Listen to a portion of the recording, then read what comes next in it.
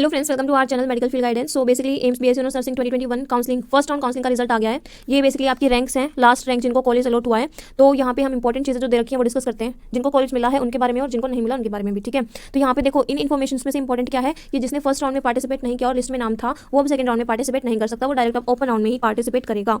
Important ये था। ठीक है, अब बात कर लेते हैं कि अब आपके पास जिनको कॉलेज मिला है उनके पास दो चॉइस है, या तो वो ऑप्शन 1 सेलेक्ट करें या फिर वो ऑप्शन 2 सेलेक्ट करें। ठीक है, अगर मान लो आप लोगों का कहीं और एडमिशन हो गया है और आपको वहीं चाहिए है, आपको एम्स में सीट नहीं लेनी अभी, या फिर आपको बहुत दूर मिली है और आगे आपको काउंसलिंग भी नहीं करवानी, तो आपको क्या है, इन दोनों में से कोई भी ऑप्शन सेलेक्ट नहीं करने हैं। अगर आप अभी ऐसा करोगे तो कोई पेनल्टी नहीं लगेगी, लेकिन आगे मेरी पूरी बात सुन लो, इंपॉर्टेंट है। अगर मान लो आप ऑप्शन ए सेलेक्ट करते हो कि आपको जो एम्स मिला है और उसमें एडमिशन भी चाहिए है, तो ठीक है, आप वहाँ पे अपना जो भी 11 तारीख तक अपनी रिपोर्टिंग कर दो, एडमिशन हो जाएगा। लेकिन बी ऑप्शन अगर आप चूज करते हो कि मान लो आपको बहुत दूर का मिला है और आपको सेकंड राउंड में करवाना है, तो आपको क्या करना पड़ेगा, पहले इस दूसरे वाले में, मतलब जो एम्स आपको अभी मिला हुआ है उसमें आपको 1 लाख का डीडी सबमिट करना है। ठीक है, तब आप सेकंड राउंड काउंसलिंग करवा सकते हो। और सेकंड राउंड काउंसलिंग में मान लो आपको रायपुर अलॉट हो गया, अगर मान लो आपको रायपुर अलॉट हो गया और अगर आप ये वाला कॉलेज नहीं लोगे जो अपग्रेडेड होकर मिला है, तो आपका जो ये अगर नहीं लेते हो तो ये जो 1 लाख का डीडी है ये आपको रिफंड नहीं होगा। वेरी वेरी इंपॉर्टेंट चीज़। ठीक है, तो जो भी अपग्रेडेड कॉलेज रहेगा उसमें आपको एडमिशन लेना ही पड़ेगा। ये यहाँ पे इस रेड लाइन में लिखा हुआ है। ठीक है, आप पढ़ सकते हो, मैं इसको PDF को डाल दूंगी टेलीग्राम चैनल पे। तो एक बात तो ये समझ में आ गई कि जिनको एम्स चाहिए है, जो मिला हुआ है फर्स्ट राउंड में, उनको तो सिंपल सा है कि अभी 11 तारीख से पहले एम्स में जाना है और अपना रिपोर्टिंग वहाँ पे करना है, एडमिशन करवाना है। ठीक है, लेकिन ऑप्शन 2 अगर आप सेलेक्ट करते हो तो भी आपको जो एम्स अलॉट हुआ है उस एम्स में जाना पड़ेगा, वहाँ पे 1 लाख का डीडी सबमिट करना पड़ेगा और फिर आपका जो है आप सेकंड राउंड में पार्टिसिपेट कर सकते हो। लेकिन सेकंड राउंड में मान लो आपको और कोई एम्स मिल गया जो आपको नहीं चाहिए था, बहुत दूर भी है, तो बेसिकली आप फिर आपको वो लेना पड़ेगा। अगर आपको नहीं लिया वो, तो आपका जो 1 लाख का डीडी सबमिट हो रखा है वो आपको रिफंड नहीं होगा। इंपॉर्टेंट चीज़ थी, मैंने बता दी।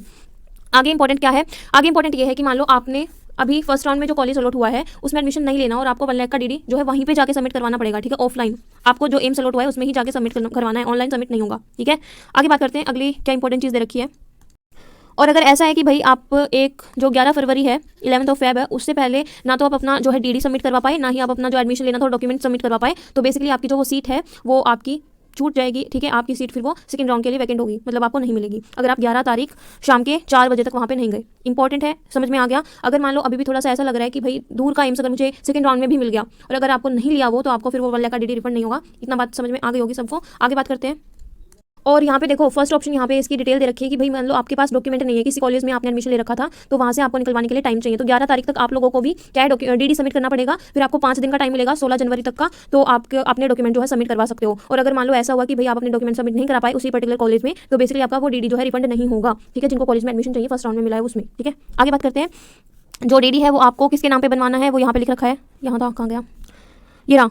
आपको डिमांड ड्राफ्ट जो है in the name of director AIIMS new Delhi, यहाँ पे इस तरीके से बनवाना है। ठीक है, आगे बात करते हैं अगली इंपॉर्टेंट चीज़ के बारे में। देखो यहाँ पे ये नोट करके दे रखा है कि अगर आपने कोई भी रिस्पांस नहीं किया, मतलब ना तो आपने फर्स्ट ऑप्शन चूज किया और ना ही आपने सेकंड ऑप्शन चूज किया, तो आपकी जो सीट है वो खाली मानी जाएगी सेकंड राउंड के लिए। ये चीज़ यहाँ पे मेंशन की गई है। ठीक है, आगे बात करते हैं। आगे सबसे इंपॉर्टेंट चीज़ कि आपको क्या क्या डॉक्यूमेंट चाहिए होंगे अपने जो भी मतलब कि एडमिशन करवाना जहाँ जाना है उसके लिए। तो आपके पास एडमिट कार्ड आपका बेसिकली जो एम्स ने इशू किया था वो होना चाहिए। रजिस्ट्रेशन स्लिप के लिए बहुत सारे बच्चों को डाउट आ रहा है कि रजिस्ट्रेशन स्लिप कौन सी यहाँ पर बोला गया है, तो बेसिक रजिस्ट्रेशन आपका हुआ था तब आपको एक प्रिंट आउट निकलवाना था, वो भी आप लेके जाना। और जो आपको बेसिकली अभी आपने काउंसलिंग करवाते टाइम जो स्लिप निकलवाई होगी, प्रिंट आउट करवाई होगी, वो भी आपको लेके जानी है। ऑफर लेटर आया होगा और सीट लोकेशन लेटर आया होगा, ये दोनों चीज़ें आपकी जिसको एम्स अलॉट हुआ है उन्हीं को मिली होंगी, तो ये दोनों चीज़ों का प्रिंट आउट निकलवा लेना। 12th की मार्कशीट आपको लेके जानी है, उसके बाद 10th की मार्कशीट। ठीक है, और आपका 12th का माइग्रेशन सर्टिफिकेट। यहाँ पे देखो एक डाउट है कि आपका 12th का माइग्रेशन सर्टिफिकेट ही लगेगा कि या फिर हमारी जो NOC है वो भी चल जाएगी। तो बेसिकली देखो यहाँ पे तो यही चीज़ मेंशन है, बाकी आपके पास जो भी अवेलेबल हो आप लेके जाना। अभी वो एक्सेप्ट होगा या नहीं वो तो एमसी डिसाइड करेगा। ठीक है, इसके लिए मैं कुछ नहीं बोल सकती। तो जिसके पास 12th का माइग्रेशन सर्टिफिकेट है वो तो 100% वही लेके जाओ, लेकिन जिसके पास NOC वगैरह है तो बेसिकली वो लेके जाना। अगर वैलिड हो जाती है तो बहुत अच्छी बात है, नहीं होती है तो फिर आपके लिए थोड़ी सी दिक्कत हो सकती है। ठीक है, बाकी मेरे को नहीं पता, मैं पूरी श्योर नहीं हूँ। यहाँ पे 12th माइग्रेशन सर्टिफिकेट लिखा है, तो ये जिसके पास हो वो तो 100% लेके जाओ। ठीक है, गैप सर्टिफिकेट की रिक्वायरमेंट नहीं है यहाँ पे कोई भी। जो भी आपका कास्ट सर्टिफिकेट है SC ST OBC EWS वो आपको लेके जाना है। ठीक है, आगे बात करते हैं। देखो यहाँ पे अगर आपका जो OBC सर्टिफिकेट आप लेके जाते हो, मान लो आपने अपलोड तो सही वाला किया था लेकिन गलती से आप कोई और OBC सर्टिफिकेट ले गए पुराने वाला, तो बेसिकली वो आपका वैलिड नहीं होगा। वहाँ पे आपका ओरिजिनल जो आपने अपलोड किया था और आपका मेल भी आया होगा एक्सेप्ट वाला, तो वहीं ध्यान से लेकर के जाना, क्योंकि अदर कोई वहाँ पे फिर वैलिड नहीं होगा। ठीक है, यहाँ पे चीज़ें मेंशन है। और जो भी PWBD कैंडिडेट्स हैं उनके पास उनका खुद का जो सर्टिफिकेट होता है वो बेसिकली होना चाहिए वैलिड वाला, अदरवाइज उनको भी सीट अलॉट नहीं होगी, वो फिर आपकी कैंसिल कर दी जाएगी। ठीक है, तो यहाँ पे आपके पास ये सर्टिफिकेट होने चाहिए। तो बेसिकली देखो इंपॉर्टेंट चीज़ें मैंने यहाँ पे डिस्कस करवा दी हैं और एक बार फिर से मैं यहाँ पे रिपीट कर देती हूँ कि मान लो आपका फर्स्ट राउंड में आपको कॉलेज अलॉट हुआ है भुवनेश्वर, ठीक है, और आपको ये चाहिए भी है तो इसमें जाओ और एडमिशन लो, ठीक है। वहाँ पे अपने ओरिजिनल डॉक्यूमेंट सबमिट करवाओ अगर ओरिजिनल डॉक्यूमेंट आपके पास हैं 11 तारीख से पहले, और अगर ओरिजिनल डॉक्यूमेंट नहीं है और आपको इसमें एडमिशन भी चाहिए है तो आपको 1 लाख का डीडी यहाँ पे सबमिट करवाना पड़ेगा, ठीक है। और फिर आपके पास ये 11 तारीख तक करवाना है, 11 फरवरी, उसके बाद आपको 5 दिन का टाइम दिया जाएगा 16 फरवरी तक का, वहाँ पे आपको फिर ओरिजिनल डॉक्यूमेंट सबमिट करवाने हैं। तो बेसिकली अगर आपने ओरिजिनल डॉक्यूमेंट सबमिट नहीं करवाए तो आपका ये 1 लाख का डीडी रिफंड नहीं होगा, और अगर आपने करवा दिए तो ठीक है, आपका 1 लाख का डीडी रिफंड हो जाएगा और सीट मिल जाएगी। लेकिन अगर आप ओरिजिनल डॉक्यूमेंट सबमिट नहीं करा पाए तो सीट भी चली जाएगी और ये 1 लाख रुपीज़ भी चले जाएंगे। अब बात करते हैं दूसरा ऑप्शन की, आपको मान लो भुवनेश्वर मिला है और ये नहीं चाहिए है तो आप सेकंड राउंड में पार्टिसिपेट करना पड़ेगा। उसके लिए सबसे पहले आपको जिस मतलब जो अलॉट हुआ है उसमें आपको मान लो भुवनेश्वर अलॉट हुआ है तो इसमें आपको 1 लाख का डीडी सबमिट करवाना पड़ेगा, ठीक है, अगर आपको सेकंड राउंड करवाना है तो सेकंड राउंड बेसिकली आप करवा पाओगे।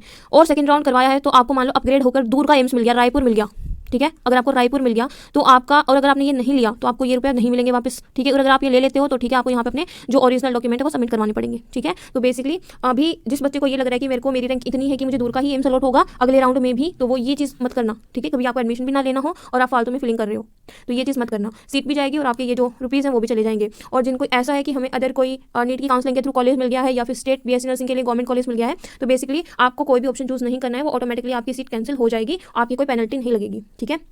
डॉक्यूमेंट के रिगार्डिंग मैंने बता दिया है कि आपको क्या क्या चीज़ें लेकर के जानी है और क्या होना चाहिए आपके पास। इनकी आपकी ओरिजिनल चीज़ें होनी चाहिए सारी, और इनकी आपके पास जो है फोटोकॉपी भी होनी चाहिए, ठीक है। एटलीस्ट 10-15 करवा के रखो, ठीक है, मतलब 10 तो मिनिमम कॉपी हर एक उसकी रखो, 12th की मार्कशीट 10th की मार्कशीट इनकी रखो, ठीक है। तो अगर कोई और डाउट है तो कमेंट सेक्शन में मुझसे पूछ सकते हो, और बाकी अदर इन्फॉर्मेशन के लिए आप टेलीग्राम चैनल ज्वाइन कर सकते हो। टेलीग्राम चैनल का नेम है मेडिकल फील्ड गाइडेंस, मैं लिंक डिस्क्रिप्शन बॉक्स में डाल दूंगी, तो वहाँ पे अगर कोई अदर क्वेरी है तो वो भी आप पूछ सकते हो। ओके, तो thanks for watching this video.